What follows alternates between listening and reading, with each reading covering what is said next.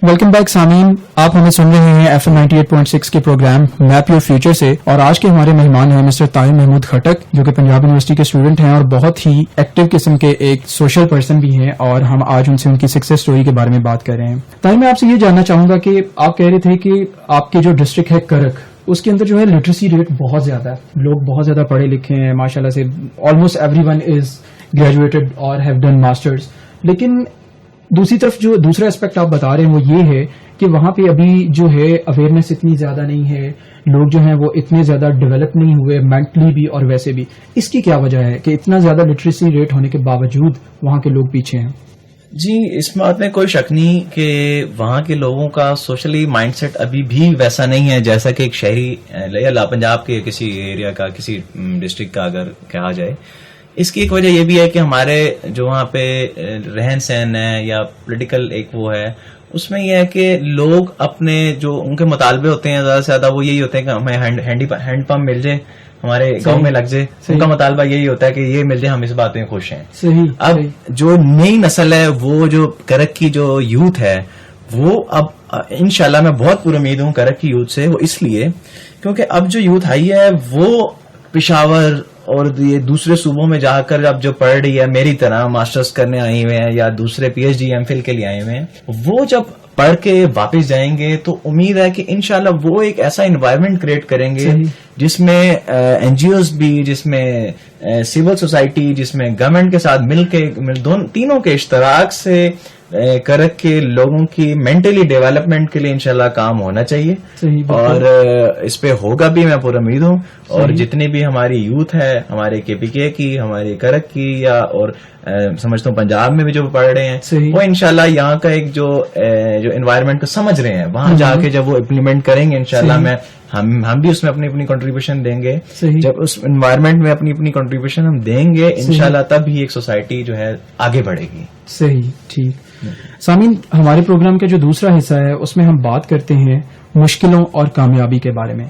तो मैं ताहिर खटक साहब से ये पूछना चाहूंगा कि आप क्या समझते हैं कि किसी भी सक्सेस को अचीव करने के लिए, किसी भी कामयाबी को अचीव करने के लिए मुश्किलें जो हैं वो किस हद तक इंसान को रोकती हैं, या फिर दूसरे वर्ड्स में मुश्किलों और कामयाबी का आपस में क्या ताल्लुक है? नहीं, मैं नहीं समझता कि मुश्किलें इंसान को कामयाबी पे रोकती हैं। मुश्किलें तो रास्ता बनाती हैं इंसान को मजीद कामयाबी के लिए। क्योंकि जब एक मुश्किल आएगी, आप थोड़ा ब्रॉडर वे में उसके बाद उसके सोल्यूशंस के बारे में जब जाएंगे तो आपको मजीद चीजें दरियाफ्त करने को मिलेंगी। सही। एक तो आपकी मुश्किल तो हल होगी, उसके अलावा आपको नई चीजें पता लगने को मिलेंगी। मेरी लाइफ में कोई मुश्किल आई है, अगर ना आई होती तो मेरी लाइफ इसी तरह स्मूथ चलनी थी। मुझे पता ही नहीं होना था कि इस दुनिया में क्या मुश्किलात आ रही हैं, यूथ को क्या मुश्किलात आ रही हैं, आम लोगों को क्या मुश्किलात आ रही हैं, या किसी भी डिपार्टमेंट के लोगों को क्या मुश्किलात आ रही हैं। जब मुझे पता लगेगा कि ये मुश्किलात आ रही हैं, हमारी लाइफ में आती हैं, उससे हम सबक सीखेंगे, हम देखेंगे और हम आगे के लिए हमारे लिए एक वो होगी, निशानी होगी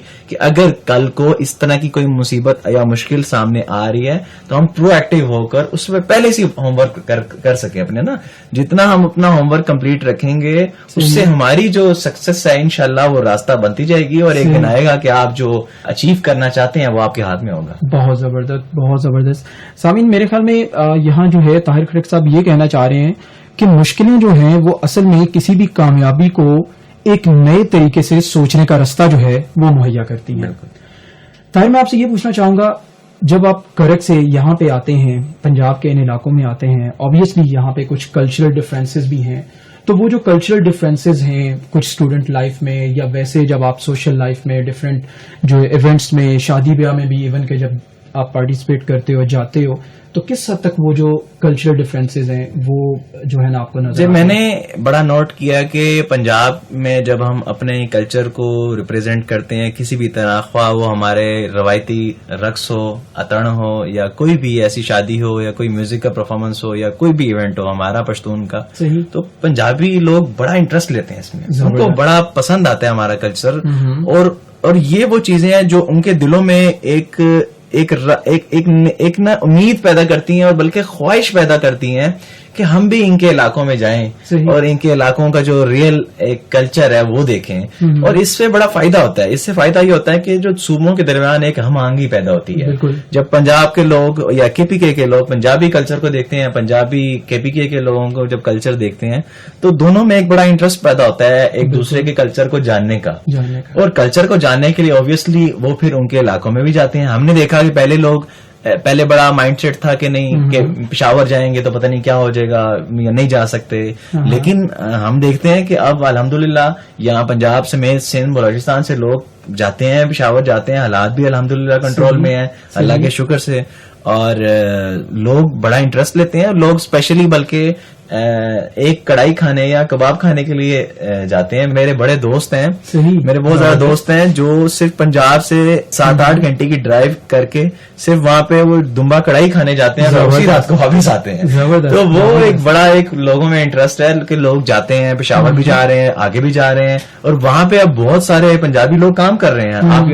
اگر میں آپ کو بتاتا چلوں کہ کے پی کے موسٹلی جو بزنس ہے یا آپ کہہ لیں کٹنگ وغیرہ خاص طور پر, وہ سیالکوٹ اور دوسرے ایریا کے لوگ بڑے وہاں پہ کام کر رہے ہیں, اور چونکہ ان کا ہنر ہے وہاں پہ بھی لوگوں کو سکھا رہے ہیں. اور جس طرح یہاں کے کھانے مشہور ہیں, یہاں کے کوک وہاں بڑے مشہور ہیں. اکثر لوگ اسپیشلی اپنی شادی دعوتوں پہ یہاں پہ کوک کو ساتھ لے کے جاتے ہیں, اور وہاں پہ پشتون لوگوں کو ان کا کھانا سے پنجابیوں کے بارے میں, پنجابیوں اور اسپیشلی جو ہے لاہوریے ہیں, ان کے بارے میں تو ویسے بھی یہ مشہور ہے کہ یہ کھانے پینے کے بہت شوقین ہوتے ہیں, اور کھانے پینے کے معاملے میں تو بالکل بھی نہ کسی کی سنتے ہیں اور نہ کسی کو سنانے دیتے ہیں.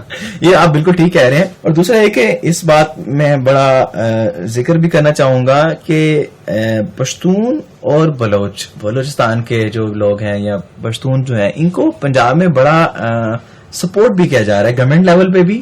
اور جس طرح آپ یونیورسٹیز میں دیکھ لیں, یونیورسٹیز میں ہر کلاس میں ایک سیٹ باقاعدہ ریزرو رکھی گئی ہے جو کہ صرف ان اسٹوڈینٹس کے لیے ہے, تاکہ یہ لوگ پنجاب میں آئیں اور یہ لوگ جتنا ہو سکے علم سے استفادہ حاصل کریں اور اپنے آپ کو کسی سے کم نہ سمجھیں. تو بڑا شکر گزار ہوں میں ادھر بھی یہاں کی گورنمنٹ کا بھی, یہاں کے لوگوں کا بھی, جو اتنا خلوص اور اتنا پیار دیتے ہیں یہاں پشتونوں کو, بلوچوں کو, اور ہر کمیونٹی کو. بالکل. دیکھیں, یہ ہوتا ہے کہ جب آپ کسی انوائرمنٹ میں جاتے ہیں تو سب سے پہلے وہاں کے لوگوں کے ساتھ آپ کو پالا پڑتا ہے, اور جب وہی لوگ آپ کی مشکلوں کو ختم کرتے جائیں, آسانیاں پیدا کرتے جائیں, تو وہاں پہ سروائیو کرنا, رہنا جو ہے وہ بہت زیادہ جو ہے وہ آسان ہو جاتا ہے. اچھا طاہر, میں آپ سے یہ پوچھنا چاہوں گا کہ وٹ ڈو یو تھنک, یہ جو ہماری یوتھ ہے یہ کسی بھی کامیابی کو حاصل کرنے کے لیے ایک دم سے یہ کیوں سوچتے ہیں کہ ہم بس صبح اٹھیں یا تو بلینئر بن چکے ہوں, یا ہمارے پاس اچھی گاڑی ہو, اچھا موبائل فون ہو, اور ہمیں کوئی مشکلوں کا سامنا نہ کرنا پڑے. اس تھنکنگ کے پیچھے کیا وجوہات ہو سکتی ہیں, اور ان کو کیسے جو ہے وہ ختم کیا جا سکتا ہے؟ دیکھیں, اس میں واقعی کوئی شک نہیں کہ ہماری جو یوتھ ہے وہ ایک دوسرے پہ ڈپینڈنٹ ہے, ریلائی کر رہی ہے. صحیح. خود دیکھیں, جب تک انسان خود سے اپنے لیے چیزوں کو ایکسپلور نہیں کرے گا, اپنے لیے اپرچونیٹیز نہیں ڈھونڈے گا, اپنے لیے تگودو نہیں کرے گا, اس کو کچھ نہیں ملنے والا. بالکل بالکل. ہم کیا کرتے ہیں کہ ہم کہتے ہیں کہ یار اپنے دوست کو کہتے ہیں تم نے مجھے اس اپرچونیٹی کا نہیں بتایا, یا اپنے ٹیچر کو گلا کرتے ہیں آپ نے ہمیں اس چیز کو کیوں نہیں بتایا.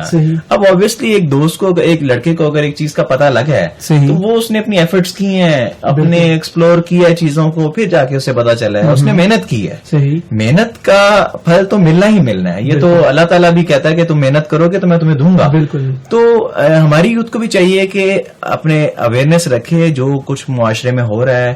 اور اسکالرشپ اپرچونیٹیز اتنی زیادہ آتی ہیں, اور اس میں یہ ہے کہ آپ دیکھیں کہ ہمارے یونیورسٹی اسٹوڈینٹس میں آدھے سے زیادہ لوگوں کو ابھی تک یہ نہیں پتا ہوگا کہ امریکن گورنمنٹ اور دوسری ایک دو اور گورنمنٹ نے ہر سال پاکستانیوں کے لیے اسپیشل اسکالرشپس ہوتی ہیں, جس میں انڈر گریڈ کے بچے اور گریجویٹ بھی بچے یار اس میں جا سکتے ہیں اسکالرشپس میں, یو گریڈ میں, سوسی میں, جس میں باقاعدہ ان کا سب کچھ فنڈیڈ ہوتا ہے, اور باقاعدہ ایک کلچرل ہارمنی, ایک کلچرل ایکسچینج پروگرام ہے بیسیکلی. اور جو پاکستان کے بچے یہاں وہاں پہ جاتے ہیں ان کو cultural ambassador of Pakistan to United States کا ایک اسٹیٹس ملتا ہے. تو اب اپرچونیٹیز اتنی ہے, لوگ ایکسپلور نہیں کر رہے. ہم بھی یہی چاہ رہے ہیں کہ اگر لوگ خود نہیں بھی کریں, ہمارا جو میں اپنا انیشیٹو لا رہا ہوں یہی ہے کہ بچوں کو موٹیویٹ کروں کہ یار جو کچھ اپرچونٹیز آ رہی ہیں اس کو آپ سے کو خود سے بھی ایکسپلور کرنا ہے, اور انشاءاللہ ہم خود بھی پراپر سیمینارز اور ورکشاپس ان کے لیے کروائیں گے